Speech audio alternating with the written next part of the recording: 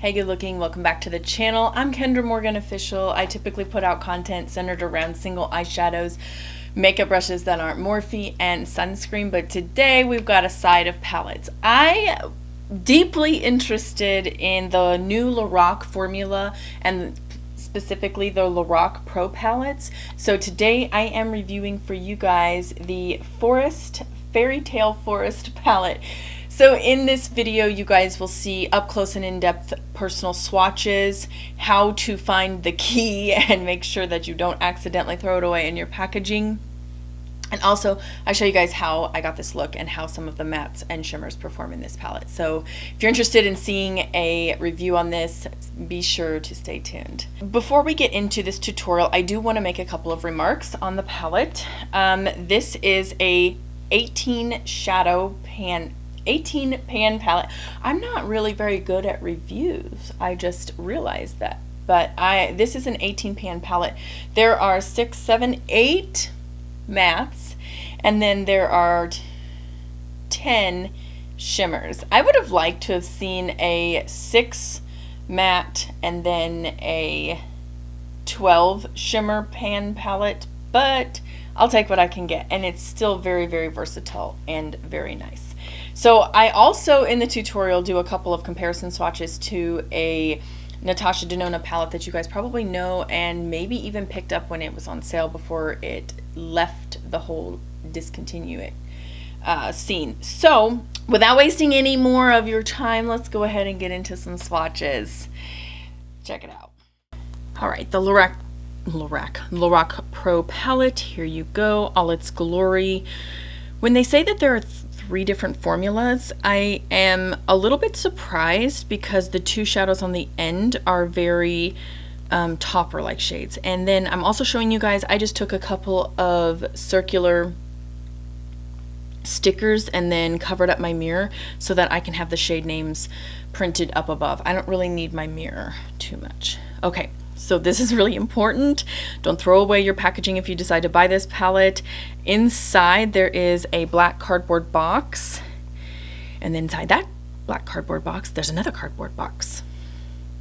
There it is, and then that's what contains your key. So I thought this was important and worth mentioning, not to throw away your key.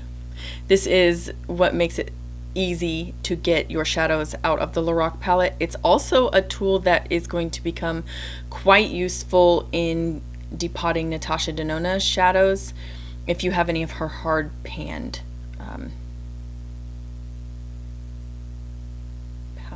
Okay, there it is. So there you have it. All right, let's start with some swatches. First row is, no, let's not start with swatches. Let's go ahead and show you that you would just slip that key in the back and punch that little thing out. I'm going to give you guys a demonstration also, but unfortunately I'm doing this in mid-air, so just bear with me. The camera kind of likes to stop autofocusing, and I'm going to end up popping out the shade Chroma. There you go. On the back, they don't have any labeling or anything like that, so just remember, you know, it doesn't have a label on it, so you might want to write or find a way to label. First shadow that's being swatched, followed by the second and the third, is birch, oak, and then now I'm dipping into earth. They're very soft, really creamy and buttery. They don't have the most pigment I have found, but if I dip into earth again and give you another swatch, it shows up a little bit nicer. But I will say these are fairly similar to my skin tone, so I'm not really expecting them to show up really, really well on my skin. Rosewood, dip into mushroom, and fog. Okay, there's rosewood right there being swatched for you. And rosewood is a soft eggplant matte, then followed by mushroom, which was a grayish brown, and then lastly fog, which is a smoky gray. And the first 3 shades, I'm sorry, I spent a lot of time writing this down, so I'm gonna say it. Birch is a soft tan, oak is a beige, and earth is a warm brown. Second row, this is North Star. It is what I would consider a topper shade, but they describe it as a soft baby pink shimmer. Chroma is a pearl shimmer, and then Enchanted is a bronze with golden olive shimmer, and that's the duochrome. So there's the topper shade North Star, then Chroma and Enchanted. And what you probably don't see on the swatch is Chroma and Enchanted are very much so heavily pigmented, but North Star is more of that like translucent. Okay, now I'm getting into the duochrome. I'm sorry. So Butterfly was the pink, and it's the golden pink shimmer. Wind, and then Rosewood is that true terracotta matte. So let's go ahead and see it swatched out. Butterfly right here, golden pink shimmer. That's the duochrome. I apologize. And then Wind is a forest green with a golden shimmer. I don't really see the golden shimmer all that much, but then when Redwood gets swatched, it's a true terracotta matte. I think it leans a little bit more chocolatey brown on my skin tone personally. Bottom row, Folklore, Pine, and then Grove. So you're going to see again when Folklore gets swatched on my arm, it's labeled as a champagne shimmer, but again I would describe it as a topper.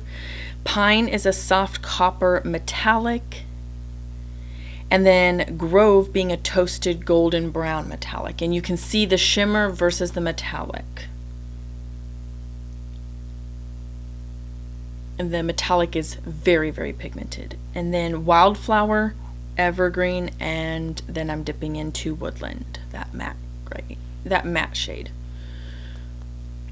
Wildflower is described as a rich plum with golden shimmer, Evergreen being an emerald shimmer, and then Woodland being a reddish cocoa matte. I'm going to build up the opacity on this last shade. Sometimes these deeper shades, even if it's a Natasha Denona or a Sydney Gray shadow, I still have to just build up that shadow. It really does a tremendous job of sticking. So there is the last 9 shades. And then I also picked up a Lorac single in the shade Opal. You can see I'm opening that up. Opal, I think, is a shimmer. And I thought it was going to be a topper shade because it is described as a champagne pink with golden sparkle. So I thought since it had the sparkle in it, it would be more of a topper shade, but you're going to see here when I swatch it for you on the back of my hand. Oh, don't drop it. Yeah, that's really small, Kendra. Okay. When I swatch it for you guys on the back of my hand, it is super opaque. There's no, glass topper shade looking at all. Even if you put it on very lightly, you wouldn't have very much of a topper shadow right there. But anyways, I bought it just because I thought it fit with the palette and I wanted to take one of the mattes out. Okay, so that's the shadows swatched out for you, and then also my little $8 investment. Ugh. I don't know why I spent $8 on this little guy right here, but in my 25 days of Christmas, which is coming up, I'm going to be measuring some common, just for fun, going to measure some shadow pans out for you guys so you guys can just like have a visualization as to what these sizes really truly are, because I thought that they might be the same size as Makeup Geek shadows and then I could interchange them, but they're not anywhere similar to that. No, not at all. Okay. So without any further ado, let's go ahead and get into this tutorial, and I do swatch a couple of other matte shadows and sparklies and shimmers, and you know the deal. Let's get to it. Eyes on camera with the Lorac Palette Pro Fairytale Forest. Super interested in how these shadows are going to perform on my eyes. Let's dip into some of these matte shades. Let's do this one since it didn't swatch very good on my hand, and it could just be because it's kind of similar to the color of my skin tone. And it's the shade Earth, so I'm dipping in, getting quite a bit of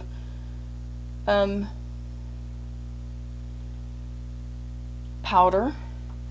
And then, oh, I can't use that one because I covered it up. But I'm just buffing this in and throughout the crease. Grab my Sydney Grace mirror here. Ooh. You know, I know they definitely feel similar to Sydney Grace, and I would almost say they feel very similar and very close, like a Natasha Denona shadow. I really do. And I know that seems like a stretch for some people, but not really. Like, some of Natasha's formula doesn't always swatch very good. I know that. I have heard that before. I'm pretty sure. Yeah, it's looking really good. I am dipping a couple extra times because of me just dipping in like once last time, but this is going on very seamlessly, very easy. Run this along the bottom lash line. Why not? Okay, we gotta live a little. So deepening up, we're going, apparently we're into the MAC business right now. So MAC 224S. Let's deepen up. Let's see. Oops. Should we do Wildflower, Evergreen, or Woodland? What do you want to see down below? Let me know. I mean, obviously I gotta make a decision, but let's do Wildflower, okay? So there's the dip. Gets nice amount of pigment, no problems. Kind of soft, it reminds me a little bit of like a hybrid of an ABH shadow. Like, it's soft and buttery, but then it kind of performs like a Natasha Denona shadow as well. I do have my Natasha Denona Safari palette here. Should we swatch a couple side by side? Let's just goof off a little, okay? Let's just goof off. Let me see if I can find some that look very similar in the pans. Let's do these brown shades first off, and let's do this shade up here. I think it's Thorn. Yeah, that was Thorn. Now this is not comparing like, is this a dupe shadow? It's like, how does it swatch on your hand? Wow, they swatch very similarly. They actually look very similar. So now we've got a dupe for Thorn. Why don't we swatch a couple of the lighter shades? Or the more orangey shade? Yeah, because that other that other shade, bring up for demonstration again. So this other shade here, Amahara, that's gonna be my first finger. And let's just do kind of this mid-tone shade right here. It's very soft. Now these are not the same color or tone or anything like that. I'm just trying to do like some swatching side by side to see and show and demonstrate. Just had to wipe off a swatch there, but so it's gonna be a little wet. Okay, see that?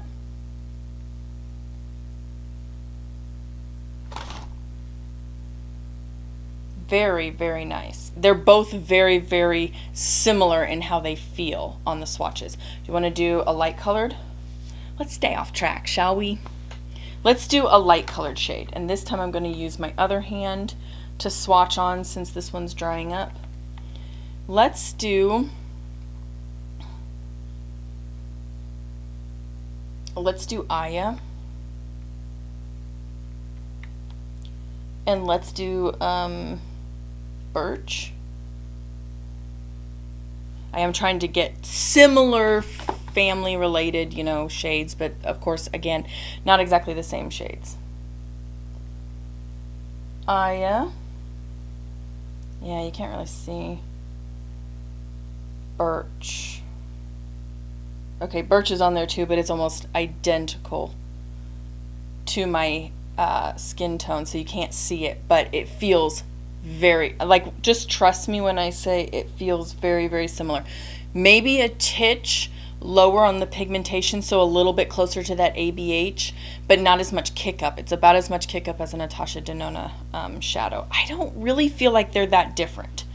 I don't. I really don't. I know I've been talking with some of my friends online, and they've been kind of going back and forth like, well, I don't really know how I feel about this.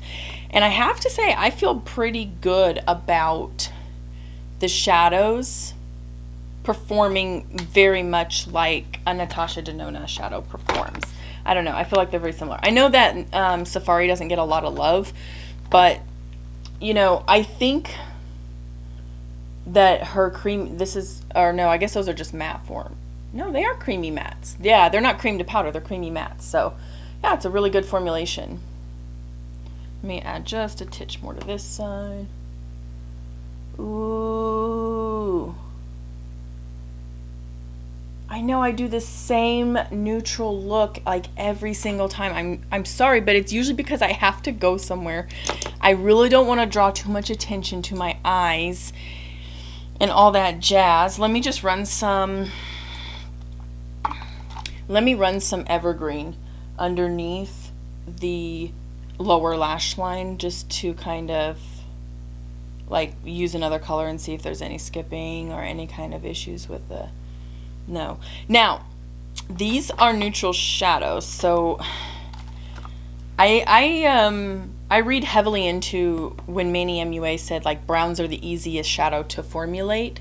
I believe that. Like, I really do think so, because even brands that are very affordable will have shadows like this. Ooh.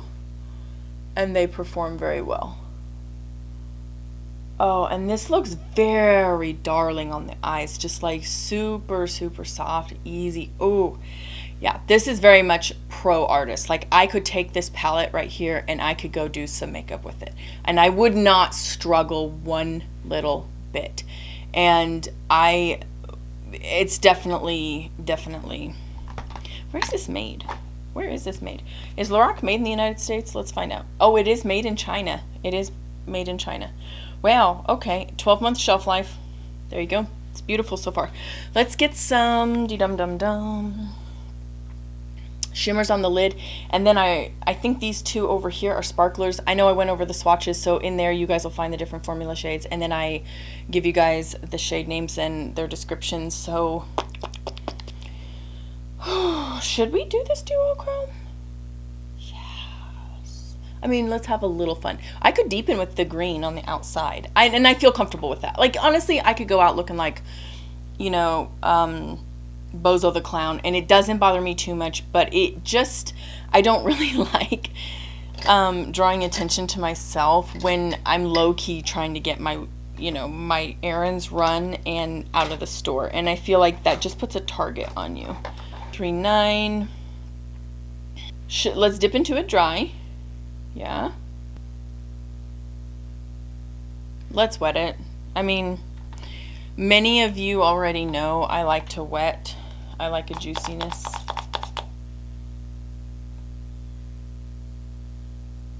I'm almost done with my MAC Fix Plus, and I'm planning on, I'm not re-upping until I get some of my kit setting sprays finished. So that's just the way life is going to be. Until then, I got to start using some of this kit stuff because I've had it now for like 18 months and it just really needs to be used up. Oh yeah, that's pretty. Like, and it's an everyday wearable kind of duochrome, but boy, she does pack it.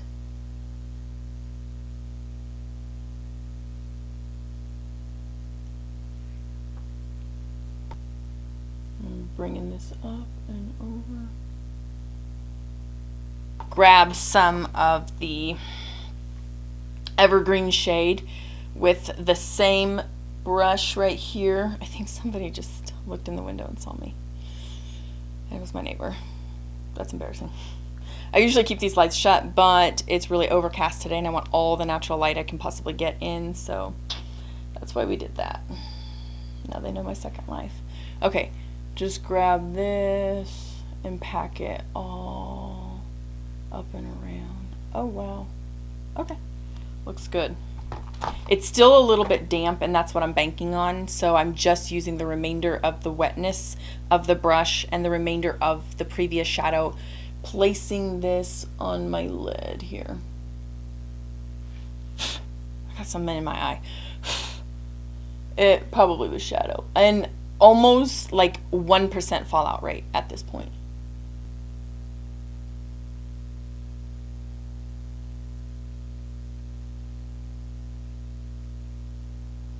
Do you like it? Flip over the brush on the other side, grabbing that pink green duochrome and just slipping. It almost looks like a soft multi-chrome in a way. And just blending back into it and blending upwards as well. That's beautiful. That is really beautiful. And it does look a little bit patchy on camera. I'm noticing it, but I think it's honestly just the wrinkles in my eyes. It's not the patchiness of the shadow. But let me blend out just to be on the safe side in case I'm not seeing something you guys are. It is a more blue green, so like a forest green / emerald green. I wish it leaned a little bit more on that yellow green side, like an olive green. I know that this is probably, you know, being picky at this point. Grabbing some of the shade Pine with a Smith. Now all of a sudden I'm going to tell you my brushes that I'm using, but I haven't all along. Smith 235. Pick up some Pine. It is a bit kickbacky, so I'm going to tap off excess and blend up and around this shade right here, this evergreen. I'm actually starting right on the evergreen shade, and then I'm blending over.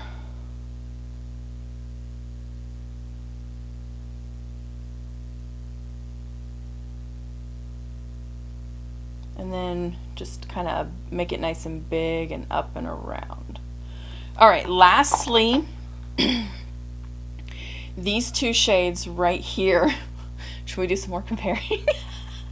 I'll save that for later, but these are diamond, like a diamond topper shade. My lights are going to blow it out, but these are like a translucent base, feel identical to the Natasha Denona, just a little bit less slippery and a little bit more softer, like so it's smaller in the diamond size particles. But I kind of want to put this over the top, or maybe I should do this. So let me put this in the inner and then this color on the outer. And I'm using my finger. I really have never found a better way to apply these topper like shades yet. And what I like about these is I can bring it up and around, like up to the brow bone. And because they have a translucent base, like it adds dimension, but it only adds dimension where there's already a nice like shadow. See that? Oh. And then I'm bringing this up and around, and I'm like nothing short of sloppy. It's pretty much sloppy. It did kind of muddy in this area right there, which is expected. When a duochrome like that, I mean, you always take that risk, right? Let me see if I can add a little bit of this. I mean, it doesn't look like it in the natural light, but I can see the muddyingness underneath it. So, and then I am just tapping up into the brow bone so that there's like a shimmer and a sheen up above it, but since there's no actual like matte shadows, it really shines heavily. So I'm gonna go ahead and do the other eye off camera, put some liner on and a little bit of mascara. I don't think I'm gonna put lashes on today. We'll see. You'll see on the other side, but anyways, I'll see you guys on the other side. That's the completed look. I did throw on some liner and some lashes, so you guys got to see how that all played out. What I really appreciate about this palette is the fact that there are metallics, there are shimmers, and then there are what I would consider shimmer toppers. Now, they don't have any way of differentiating between North Star and Folklore are what I would consider topper shades, like to the nth degree. You can see through them, you can still see your pigments underneath or your skin tone underneath. It's very much a topperish type of shade. What this is really reminiscent of, and I know I'm a little bit hurt to say it myself, but I got it right here. Kind of reminds me of Kava and Sparks in my gold palette. Let me show you guys swatches. Now, again, I'm not going to be able to, it's not going to show up very clear, right? Because these types of shades are topper shades. They're not really Okay, so there's that. Here's the other Lorac shade. Let me get another swatch. Very, very similar. If you own the gold palette or you picked it up when it restocked before it sold out, very, very similar feeling. Natasha Denona's does feel a little grittier because the actual particles are a little bit bigger. But take a look. Here is Sparks. You see that? Looking like a doopy-doop to me. This one is a little bit more, I would say like a yellow, a little bit of a tinge of yellow to it, and then this is more of a pink. But again, when you put these on the eyes, you wouldn't notice the difference. Like, you wouldn't be able to tell the difference. And then Kava. You're going to want to see Kava. And it's hard, mine's already hard panning. So there's that. Okay.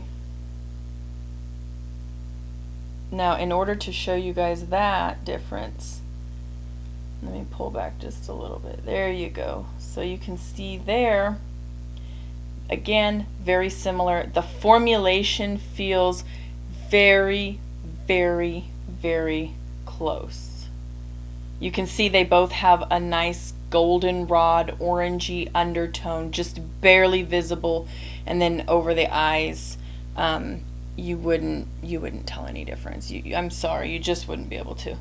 The Lorac formula is a little titch drier. I will give Natasha Denona that. She has a little bit more of a slipperier formula, but like if you handed these two swatches to me, I would say that they were the same shadow.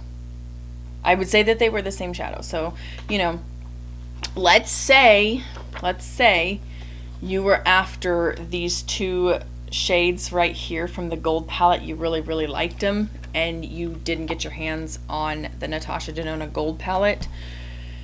This right here. This would be a really good alternative. And I say this, and I'm very careful to say this because I spent the money on the Natasha Denona Gold palette, so I really want to be like, this was so magical, this was so spectacular. But look at the look that I created. It was effortless and it was easy. I did not struggle whatsoever. Lorac's matte formulation sometimes doesn't always swatch very good, but it never disappoints on the eyes. I've been using it for a couple days now, have had no problems whatsoever across any of it.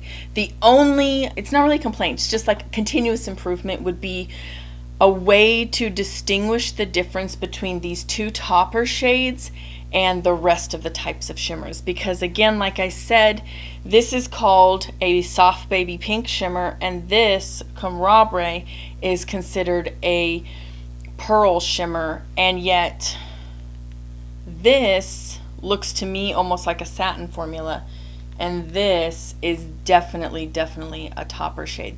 They're not the same formula in my opinion, and there's no way to tell when you look at Lorac's website where they give you the descriptions of the shadows. So I hope that helps to like clarify some things, that these shadows aren't necessarily going to, you know, oh, it's even kind of like looking like it's hard panning just like the Natasha Denona Gold palette. Let me show it to you side by side.